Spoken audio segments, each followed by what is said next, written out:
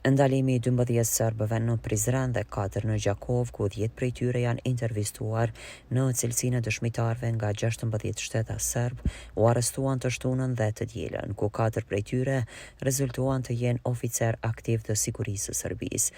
Ata u kapën në Gjakov dhe Prizren duke udhëtuar me automjet me targa serbe. 12 prej tyre u ndaluan në Prizren. Lidhur me këtë, kryeprokurori i prokurorisë themelore në Prizren, Petrit Kryeziu, bëri të ditur se nga 12 arrestuari, 10 prej tyre janë intervistuar në cilësinë e dëshmitarëve.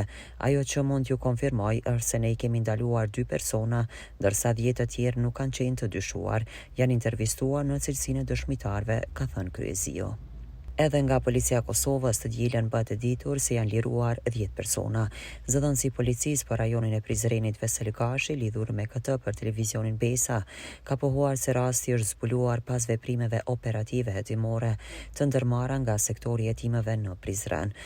Po sektori i hetimeve rajonale dje rreth orës 12, gjatë një pike kontrolli ka arrit që t'i ndaloj dhe t'i kontrolloj dhe me pasi ka shoqëruar në sektorin e hetimeve rajonale 12 persona, ku 2 nga ata janë ndalur me akt vendim prokurori i shtetit për 48 orë, ndërsa të tjerë pas intervistimit në cilësinë e dëshmitarëve të njëjtit janë liruar në procedurë të rregullt. Të njëjtit vazhdojnë për 48 orë, edhe pastaj është çështje që vendos prokurori i shtetit a do të bëjnë kërkesën për vazhdimin e procedurave apo mbeten me kaq.